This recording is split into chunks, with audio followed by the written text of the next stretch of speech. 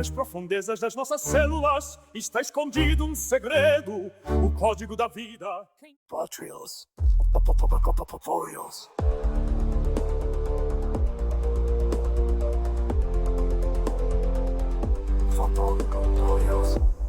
Revolucionando conhecimento científico. Olá, que bom ter a sua companhia para mais essa nossa conversa. Hoje a gente mergulha num livro, olha, que faz a gente pensar bastante. O Gene Egoísta, do Richard Dawkins. Eu confesso, viu? Ler esse livro pode mesmo, assim, virar de cabeça para baixo como a gente vê a vida. Ah, sem dúvida. É um livro-chave, né? E só para situar um pouco, o Richard Dawkins é um biólogo evolutivo, etólogo britânico super influente, foi professor lá em Oxford, aluno do Nobel Tim Bergen, e ele é bem conhecido por defender a seleção natural, né? E também por outros livros ótimos, como O Relojoeiro Cego. Mas esse, O Gene Egoísta, tem um peso especial. Exato. E a nossa ideia aqui é tentar pegar a essência, sabe? As ideias mais provocadoras, mais centrais do livro. Então vamos lá. Qual é a grande sacada, a virada que ele propõe? Parece que não é mais o indivíduo que está no centro da evolução. É isso mesmo. A visão radical é que a unidade da seleção natural não é a espécie, nem o grupo, nem mesmo o indivíduo. É o gene. Os genes são, tipo assim, pedaços de DNA replicadores, sabe? Que ficam passando pelas gerações, fazendo cópias deles mesmos. São informação, quase como informação digital, querendo durar. Potencialmente imortais, enquanto nós somos passageiros. Então, os organismos, o que a gente é nessa história toda, só um recipiente. Soa meio desconfortável, né? Pois é, o Dawkins usa uma metáfora bem forte, máquinas de sobrevivência, ou veículos também. Nós e todos os seres vivos somos essas estruturas complexas que os genes construíram para se proteger e se espalhar. Pensa na reprodução sexuada. Ela mistura os genes a cada geração. Então, um indivíduo é sempre uma combinação única, temporária. Já o gene, aí se pode atravessar muitas e muitas gerações quase igualzinho. Entendi. O que dura mesmo é a informação, o gene. Mas e esse termo, egoísta? Isso sempre gera uma discussão, né? Não quer dizer que o gene tem maldade ou pensa, certo? Nossa, fundamental essa diferença. Não tem nada de intenção, de moralidade no gene. Egoísta é uma metáfora, tá? Para descrever como a seleção natural funciona. Aqueles genes que, pelos seus efeitos, conseguem se replicar mais e sobreviver no pool gênico, que é o conjunto de genes da população, acabam ficando mais comuns. O efeito, olhando do ponto de vista do gene, parece egoísta. Só que isso, olha que paradoxo, pode acabar levando à cooperação. Como assim? Se cada gene está buscando a própria vantagem, como é que surge cooperação? Seja entre os próprios genes ou entre, sei lá, animais. Dentro de um genoma. Ele se dá bem se conseguir colaborar com os outros genes para construir um veículo, uma máquina de sobrevivência eficiente. Imagina um time de remo. Todo mundo tem que remar junto para o barco andar, certo? Dentro do nosso corpo, por exemplo, as células vêm todas de um começo único, o zigoto, então compartilham o mesmo interesse genético, o que favorece uma super cooperação. E entre indivíduos diferentes, o tal egoísmo genético também explica o altruísmo. Explica o altruísmo? Isso aí parece o contrário de egoísmo. Como pode? Basicamente por dois jeitos principais. Primeiro, a seleção de parentesco. É simples. Um gene que faz um bicho ajudar um parente tem uma chance boa de estar ajudando uma cópia de si mesmo que está lá no corpo do parente. Quanto mais próximo o parentesco, maior a chance e mais forte tende a ser o altruísmo. Cuidar dos filhos é o exemplo mais óbvio disso. Ah, claro. Eu ajudo meu irmão porque, em média, metade dos genes dele são iguais aos meus. Faz sentido. E qual outro jeito? O outro é o altruísmo recíproco. É aquela lógica do uma mão lava a outra, sabe? Mesmo entre quem não é parente. Isso pode evoluir se os bichos conseguem se reconhecer, lembrar quem ajudou ou não, e se tem chance de se encontrar de novo. É muito ligado àquele modelo famoso, o dilema do prisioneiro. E como esses comportamentos todos, egoístas, altruístas, se fixam numa população? Ficam estáveis? Aí entra um conceito-chave do John Maynard Smith, a estratégia evolutivamente estável, ou EEE. É tipo uma estratégia de comportamento pré-programada que, se a maioria a adota, nenhuma outra estratégia diferente consegue invadir e tomar conta. Garante um equilíbrio mesmo que não seja o melhor para todo mundo individualmente. Aquela dinâmica de falcões e pombos é um exemplo clássico. Interessante. E o Dawkins não para por aí, né? Ele estica essa ideia da influência do gene com o tal do fenótipo estendido. O que é isso exatamente? Aqui a coisa fica ainda mais surpreendente. Fenótipo é tudo aquilo que a gente vê no organismo, as características dele. O fenótipo estendido diz que o efeito de um gene não está preso só no corpo que carrega ele, pode se estender para fora, para o ambiente. Tipo a casinha super complexa que a larva do tricóptero constrói, ou a represa do castor. São coisas construídas no ambiente, mas sob influência genética. Entendi. O gene meio que manipulando o mundo lá fora? E pode ir mais longe ainda. Pode manipular o corpo ou o comportamento de outros organismos. O exemplo clássico é o parasita que muda o jeito do hospedeiro agir para conseguir se espalhar mais fácil. Pensa no vírus da raiva, que deixa o animal agressivo para morder e passar o vírus.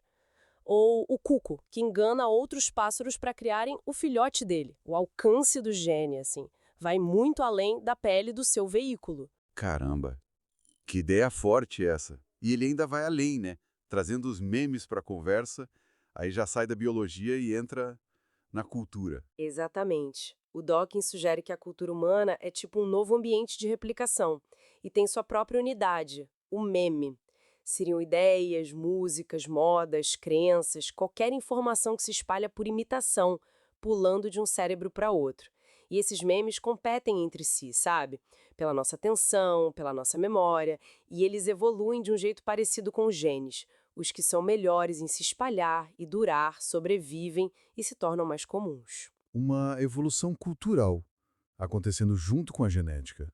Isso leva a gente para a questão da consciência, né? Se a gente é só veículo de gene, hospedeiro de meme, cadê o livre-arbítrio? Dá pra gente se rebelar contra isso? Então, o Dawkins argumenta que sim, a consciência humana dá pra gente uma capacidade que parece única, a de prever, de simular o futuro. A gente pode entender essas influências dos nossos genes egoístas e até decidir agir contra o que eles querem. Usar contraceptivo, por exemplo, é uma rebelião clara contra o imperativo genético de se replicar o máximo possível. Mas, é super importante lembrar. O livro descreve como a evolução funciona. Ele não está ditando regra moral de como a gente deve viver, tá? Ufa! É muita informação mesmo para digerir. Realmente, essa visão focada no gene abre umas perspectivas muito doidas sobre quase tudo, né? Desde por que a gente coopera na família, até porque uma moda pega. É verdade. São ideias densas, mas que dão uma ferramenta muito poderosa para a gente analisar o mundo vivo. E nós mesmos também. Toda essa exploração deixa a gente com uma pergunta no ar, né? Para pensar depois. Se processos egoístas lá no nível micro podem gerar essa cooperação toda que a gente vê, o que será que isso diz sobre a natureza da colaboração e do conflito na nossa sociedade? Talvez as raízes sejam bem mais profundas do que a gente imagina, né? Bom, muito obrigado pela atenção nessa nossa conversa. Эгоистичный ген. Ты строишь машину для выживания. Мы лишь сосуды твоей воли в танце эволюции, в вечной борьбе. Altruísmo não é contradição, mas estratégia de preservação da espécie. Parentes compartilham genes como um sacrifício por eles, é lógico e sábio. Oi, turma! Bem-vindos de volta. A gente continua hoje o nosso bate-papo sobre o gene egoísta do Richard Dawkins. Isso aí. E hoje, olha, o capítulo é demais. Os bons rapazes terminam em primeiro. Já dá o que pensar, né? Com certeza. É um capítulo que meio que vira de ponta cabeça essa ideia do gene ser só egoísta, né? Ele vai explorar como a cooperação, como ela surge. Exato. Porque fica a pergunta, né? Se a evolução, como a gente viu, foca no gene, naquele que se replica mais, como que um comportamento altruísta que parece bom para o outro consegue evoluir? Como assim bons rapazes vencem? Pois é, parece contraintuitivo, né? Mas a resposta, ou pelo menos uma parte importante dela, vem de um lugar meio inesperado. A teoria dos jogos. Teoria dos jogos? Isso me soa familiar, tem a ver com matemática, estratégia. Interações estratégicas, tipo situações onde o que acontece com você depende do que o outro jogador faz, sabe? Uma mistura de conflito e possível cooperação. Ah, lembrei. Isso não surgiu lá pelos anos 50, Guerra Fria, com aquela Rand Corporation, para analisar a corrida armamentista e tal. Perfeito, exatamente nesse contexto. Plena Guerra Fria, a RAND e outras instituições usavam sim a teoria dos jogos para modelar esses cenários super complexos. Eles queriam entender qual seria a estratégia mais racional, né? Mesmo em situações de puro conflito. E aí que entra gente como o John Nash, aquele do filme Uma Mente Brilhante. Ele mesmo. O Nash, que ganhou o Nobel de Economia depois, né? Ele desenvolveu uma ideia-chave, o tal do equilíbrio de Nash. Certo. E o que seria esse equilíbrio de Nash, assim, de forma simples? Bom, tentando simplificar, uma situação num jogo onde nenhum jogador consegue melhorar o próprio resultado se ele mudar a estratégia sozinho. Isso, claro, partindo do princípio que os outros continuam jogando do mesmo jeito. É tipo um ponto de estabilidade, sabe? Ninguém quer mudar isoladamente. Entendi. Um ponto de equilíbrio estratégico. Mas, tá, como que essa análise toda de estratégia e equilíbrio se conecta com a evolução da cooperação?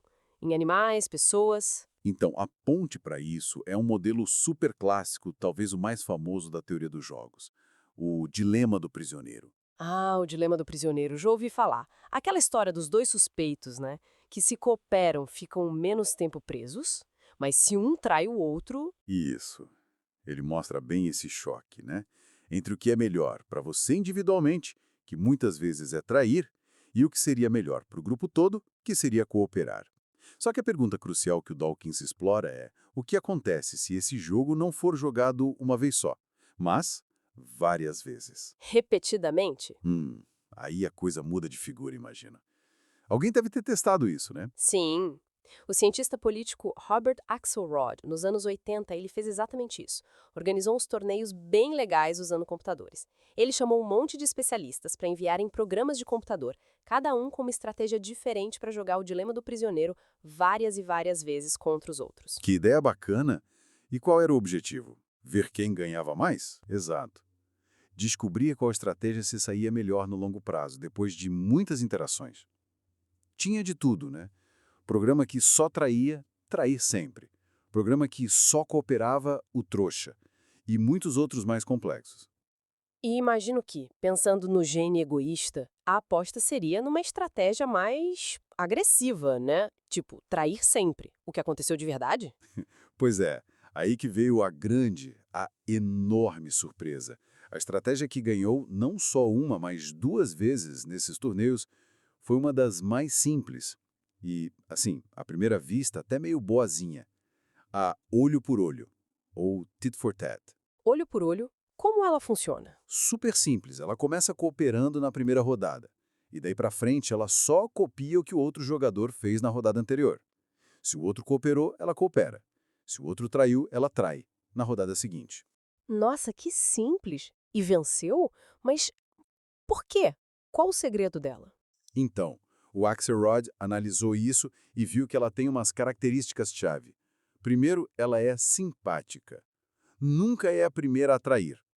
Isso meio que convida o outro a cooperar também, né? Faz sentido. Começa na paz. Segundo, ela é punitiva. Traiu, ela retalia na hora, na rodada seguinte. Isso desestimula o outro a tentar explorar, a trair, esperando que ela continue cooperando. Ok, não é boba então. Não mesmo. Terceiro, ela é indulgente. Isso é importante. Se outro jogador traiu, mas depois volta a cooperar, ela perdoa na hora e volta a cooperar também. Não fica guardando rancor, sabe? Evita aqueles ciclos de vingança sem fim. Ah, legal isso. Perdoa rápido. E por último, ela é clara. A estratégia é tão simples que o outro jogador entende rapidinho como ela funciona. Isso ajuda a estabelecer a cooperação mútua. Essa combinação toda, cara, é muito poderosa quando o jogo é repetido, quando existe o que o Axelrod chamou de sombra do futuro. A sombra do futuro. Gostei disso. A ideia de que a gente vai se encontrar de novo, né? E as ações de hoje têm consequências amanhã. Exatamente. Essa expectativa de interações futuras muda tudo. faz a cooperação valer a pena. É quase uma matemática da boa convivência. Incrível. Mas, tá, isso funciona no computador? E fora dele? No mundo real, a gente vê isso acontecendo? Ah, com certeza. Na biologia, essa ideia é a base do que o Robert Trivers chamou de altruísmo recíproco. É o famoso uma mão lava a outra. E tem exemplos concretos. Vários. Um clássico é o dos morcegos vampiros, estudados por um cara chamado Wilkinson. Eles saem para caçar sangue, né? Às vezes um não consegue nada. Imagino, deve acontecer. Pois é. E aí, os que conseguiram voltam para a colônia e regurgitam um pouco do sangue para alimentar os que não tiveram sorte. Nossa, que doideira. Mas eles dão pra qualquer um? Não. Aí que está o pulo do gato. Estudos mostraram que eles reconhecem os outros morcegos individualmente e eles se lembram quem ajudou quem no passado. Eles tendem a compartilhar mais com aqueles que já compartilharam com eles antes. É o olho por olho em ação, literalmente com sangue. Precisa de memória e reconhecimento para funcionar. Que exemplo forte! Reconhecimento e memória. Faz todo sentido para reciprocidade. Outro exemplo: peixes limpadores, aqueles que ficam em estações de limpeza nos corais, tirando parasitas de peixes maiores. É bom para os dois, né?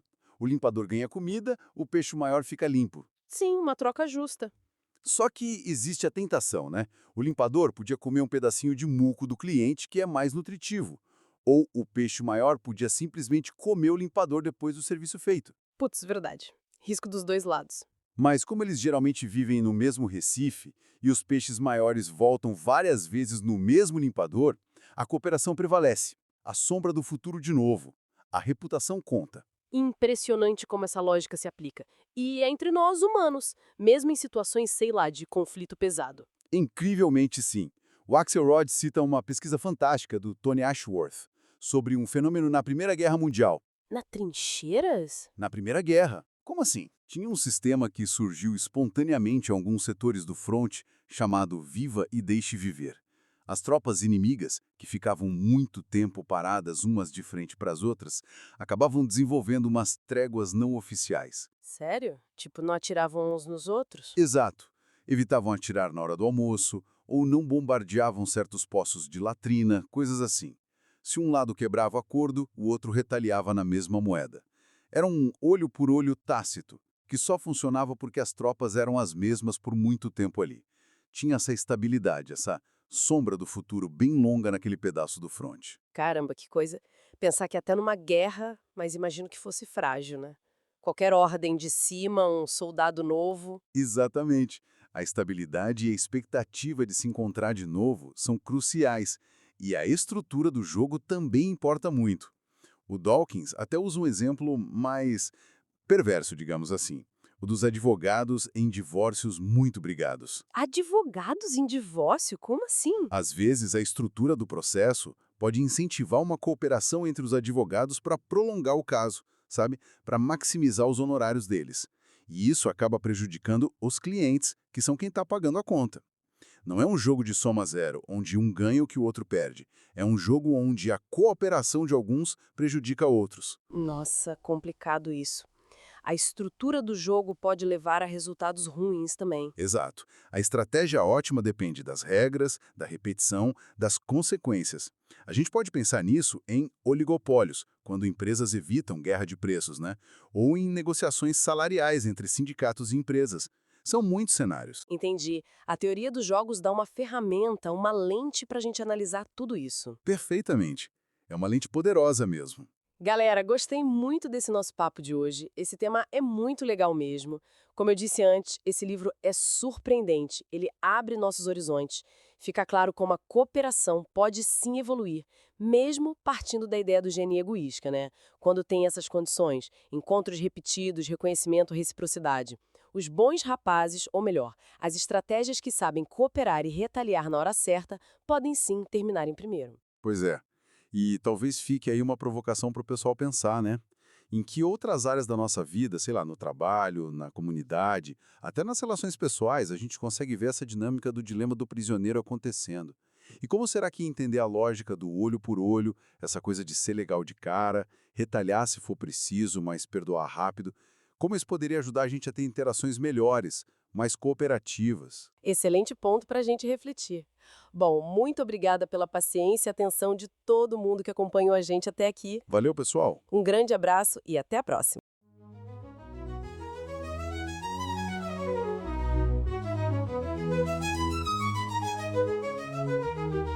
Nas profundezas das células está escondido um segredo. O código da vida escreve sua própria história. Darwin nos abriu o caminho para a compreensão, mas Dawkins mostrou a verdadeira essência. В глубине клеток скрыта тайна, код жизни пишет свою историю. Дарвин открыл нам путь к пониманию, но Докинс показал истинную суть. Эгоистичный ген. Ты строишь машину для выживания. Мы лишь сосуды твоей воли в танце эволюции, в вечной борьбе. Altruísmo não é contradição, mas estratégia de preservação da espécie. Parentes compartilham genes como um sacrifício por eles é lógico e sábio. Gene egoísta, tu constróis máquinas para a sobrevivência. Somos apenas recipientes da tua vontade, na dança da evolução, na luta eterna. Альтруизм и противоречие, а стратегия сохранения рода, родственники делят общие гены. Жертва ради них логична и мудра. Эгоистичный ген. Ты строишь машины для выживания, мы лишь сосуды твоей воли.